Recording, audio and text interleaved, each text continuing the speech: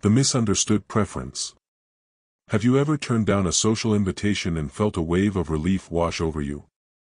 Or found yourself eagerly waiting for everyone to leave so you could finally have the house to yourself? If so, you're not alone in wanting to be alone. In a world that constantly celebrates extroversion, networking, and being social, preferring solitude is often misunderstood.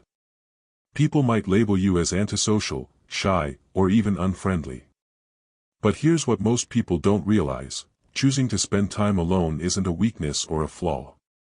In fact, it's often a sign of some remarkably rare and valuable psychological traits. Today, we're going to explore the hidden strengths that people who prefer solitude often possess. These aren't just random characteristics, they're scientifically recognized traits that psychologists have identified through years of research. By the end of this video, you might see your preference for alone time in a completely new light. Exceptional self-awareness. People who genuinely prefer being alone tend to have a remarkably deep understanding of themselves. This isn't narcissism or self-obsession, it's genuine self-awareness, and it's rarer than you might think. When you spend significant time alone, you're forced to confront your own thoughts, feelings, and motivations without distraction. There's no one else to project onto, no social performance to maintain, no external noise drowning out your inner voice. This creates a unique opportunity for honest self-reflection that many people never experience. Research in psychology shows that self-awareness is linked to better decision-making, emotional regulation, and overall life satisfaction. Think about it: when you know exactly what drains your energy and what recharges it, you can make choices that genuinely serve your well-being rather than just following what society expects. People with high self-awareness recognize their emotional patterns. They know when they're acting from fear versus confidence. They understand their triggers, their values, and their authentic desires. This isn't something you can develop in a crowded room or during surface-level conversations. It requires quiet, uninterrupted time with yourself. If you prefer solitude, you've likely noticed that you rarely feel confused about what you truly want. While others might struggle with people-pleasing or following trends, you have a clear internal compass. This self-knowledge is a powerful advantage in both personal and professional life. Heightened emotional intelligence. Here's something that surprises many people: those who prefer being alone often have higher emotional intelligence than their more socially active peers. This seems counterintuitive. Shouldn't being around people all the time make you better at understanding emotions? Not necessarily. Emotional intelligence isn't about the quantity of social interactions, it's about the quality of emotional processing. And solitary individuals excel at this. When you spend time alone, you process your emotional experiences more thoroughly. After a conversation or social event, you have the mental space to reflect on what happened, how it made you feel, and why. You notice subtle patterns in human behavior because you're not constantly caught up in the whirlwind of social stimulation. Psychologist Daniel Goleman, who popularized the concept of emotional intelligence, emphasizes that self-regulation, one of the 5 key components of EQ, requires introspection and reflection. These are activities that happen best in solitude. Think about the last time you had a disagreement with someone. While others might immediately call a friend to vent or seek validation, you likely sat with those feelings, examined them from multiple angles, and came to understand not just your emotions but potentially the other person's perspective as well. This capacity for emotional processing makes you a thoughtful friend, partner, and colleague, even if you're not always physically present. People who prefer solitude often become the trusted confidants in their social circles precisely because they've developed such refined emotional understanding through their reflective time alone. This emotional depth connects directly to our third trait, which explains why solitary people often seem to operate on a different wavelength. Intense focus and deep thinking. If you prefer being alone, there's a good chance you're what psychologists call a deep thinker. This means you don't just skim the surface of ideas, you dive into them, explore them from every angle, and genuinely engage with complexity. Deep thinking requires uninterrupted mental space. It's nearly impossible to contemplate philosophical questions, solve complex problems, or engage in creative thinking when you're constantly surrounded by social stimulation and small talk. This is why many of history's greatest thinkers, artists, and scientists were known for their solitary habits. Psychologist Mihai Csikszentmihalyi, who studied flow states and creativity for decades, found that creative breakthroughs almost always happened during periods of solitary focus. The brain needs quiet. Research shows that people who prefer solitude often have what's called a high need for cognition. They actually enjoy thinking for its own sake. While this might sound obvious, most people prefer to avoid effortful thinking when possible. If you're someone who loses track of time researching topics that interest you, reading dense books, or contemplating abstract ideas, you're exhibiting this rare trait. This capacity for deep focus translates into real advantages. In your work, you likely produce higher quality output because you can concentrate without constant social interruption. You solve problems more creatively because you give your mind the space it needs to wander and make connections. You learn more effectively because you can process information deeply rather than superficially. The modern world is increasingly recognizing the value of this trait, with companies like Google and Apple creating quiet spaces specifically for deep work, acknowledging that constant collaboration isn't always the answer. Sensory sensitivity and rich inner world. Many people who prefer solitude are what psychologist Elaine Aron calls highly sensitive persons, or HSPs. This isn't about being emotionally fragile, it's about processing sensory and emotional information more deeply than average.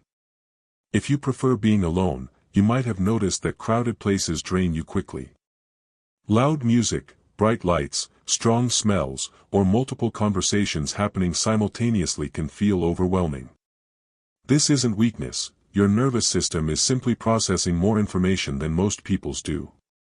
Highly sensitive people notice subtleties others miss, the slight change in someone's tone of voice, the tension in a room, the layered flavors in a meal, the intricate details in a piece of music. This rich sensory experience is beautiful, but it's also exhausting when sustained for long periods. This is why you need alone time, not to escape people, but to process the enormous amount of sensory and emotional data you've absorbed. It's like needing to empty a cup that fills faster than most people's. Solitude becomes your essential reset button. People with this trait often have incredibly rich inner worlds. Your imagination is vivid, your memories are detailed, your ideas are complex. You can entertain yourself for hours with your own thoughts, which is why you never feel the boredom that drives others to constant social engagement. This isn't just pleasant, it's a creative advantage. Many artists, writers, musicians, and innovators describe this same trait. They need solitude not just to work, but to maintain access to the rich inner landscape where their ideas originate. This sensitivity and rich inner life naturally lead to our fifth trait, which explains a specific type of independence that solitary people embody. Authentic independence and self-sufficiency. People who prefer being alone typically possess genuine independence, not the performative kind that's about proving something to others, but the quiet confidence that comes from truly not needing external validation to feel complete. This is different from the modern cultural obsession with independence, that's often just rebellion or a reaction against dependence. True independence means you're comfortable with yourself, you trust your own judgment, and you don't need constant reassurance from others to feel secure. Psychologists call this internal locus of control, the belief that you're in charge of your own life rather than being at the mercy of external forces or other people's opinions. Research consistently shows that people with an internal locus of control experience less anxiety, greater resilience, and higher life satisfaction. When you prefer solitude, you've likely developed this trait naturally. You make decisions based on your own values rather than peer pressure. You pursue interests because they genuinely fascinate you, not because they're trendy. You measure success by your own standards rather than comparing yourself to others on social media. This is a crucial distinction. Preferring to be alone is completely different from being lonely. Loneliness is the painful feeling of involuntary isolation. Solitude is the voluntary choice to spend time with yourself, and it actually prevents loneliness because you develop a strong relationship with yourself. People who are genuinely comfortable alone tend to have fewer but deeper relationships. You don't need a large social circle for validation, so you can invest your social energy in meaningful connections rather than spreading yourself thin trying to please everyone. This independence makes you resilient. When challenges arise, you don't fall apart because you've built a strong foundation within yourself. You can sit with discomfort, work through problems, and find solutions without constantly seeking external rescue. This is a rare and valuable trait in a world that increasingly promotes dependence on others for emotional regulation. But perhaps the most beautiful trait of all is one that emerges naturally from all the others we've discussed. Deep authenticity and selective socializing. If you prefer being alone, you've probably noticed something interesting. When you do socialize, it's intensely meaningful. This isn't accidental, it's the result of what psychologists call selective social engagement. While many people maintain large networks of superficial relationships, solitary individuals tend to cultivate fewer but significantly deeper connections. You're not interested in small talk, networking for networking's sake, or maintaining friendships out of obligation. When you invest your limited social energy, you do it intentionally and fully.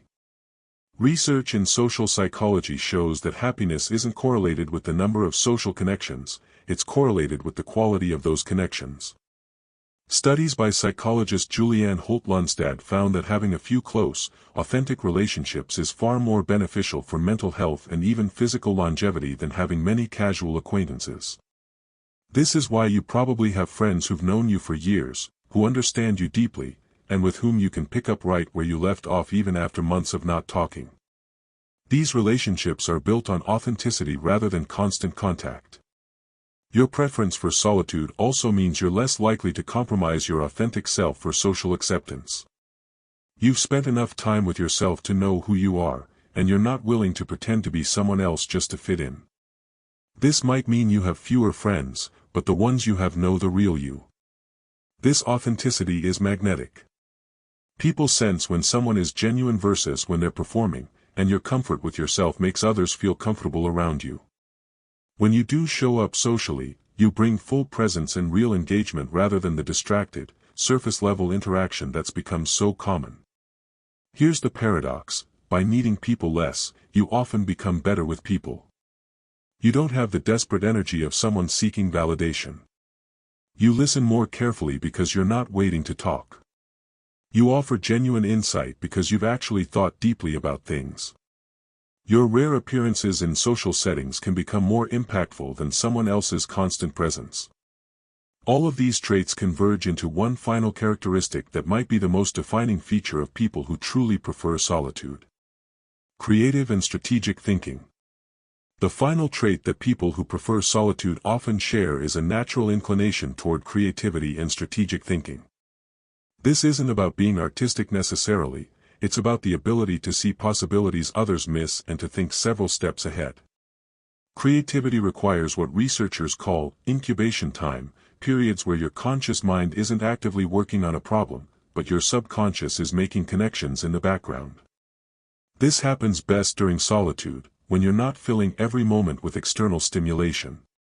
Psychologist Scott Barry Kaufman's research on creativity shows that breakthroughs often come during quiet, solitary activities: walking alone, showering, lying in bed before sleep, or simply sitting in silence. The default mode network in your brain, the system that generates creative insights, is most active when you're not focused on external tasks. If you prefer being alone, you're giving your brain regular access to this creative state. You probably notice that your best ideas come during your alone time, not during brainstorming sessions or social gatherings. The same mental space that enables creativity also supports strategic thinking. When you're alone, you can play out scenarios, anticipate consequences, and plan effectively without the immediate pressure of social dynamics. You can think through decisions from multiple angles and consider long-term implications that others, caught up in the moment, might miss. This makes solitary individuals often excellent planners, problem solvers, and decision-makers. You're not swayed by groupthink or social pressure because you've done your thinking independently. Your conclusions are your own, based on genuine reflection rather than consensus. Throughout history, many of the world's most influential thinkers, scientists, and creators were known for their solitary habits. Einstein, Newton, Tesla, Virginia Woolf, Emily Dickinson, all cherished their alone time and produced their best work in solitude. They understood what modern research now confirms: solitude is not just a preference, it's often a prerequisite for exceptional thinking. Embracing your solitary nature. So, if you prefer being alone most of the time, you're not antisocial, broken, or missing out. You likely possess a combination of these rare psychological traits: exceptional self-awareness, heightened emotional intelligence, capacity for deep focus, sensory sensitivity, authentic independence, meaningful social selectivity, and creative strategic thinking. These aren't just personality quirks, they're genuine strengths that give you unique advantages in how you navigate life, relationships, and work. The world needs people who can think deeply, feel authentically, and create meaningful connections rather than just constant noise. Don't let society's bias toward extroversion make you question your nature. Your preference for solitude isn't something to overcome, it's something to understand, embrace, and leverage. The quiet hours you spend alone aren't wasted, they're where you develop the depth, insight, and authenticity that make you who you are. If this video resonated with you, I'd love to hear which of these traits you recognize in yourself. Drop a comment below, and if you're someone who prefers solitude, I guarantee you'll find like-minded people in the comments section. In our next video, we'll explore the science behind why solitude actually makes you more resilient and how to explain your need for alone time to people who don't understand it. Make sure to subscribe so you don't miss it. Until then, give yourself permission to enjoy your alone time without guilt. You're not alone in preferring to be alone, and now you understand why.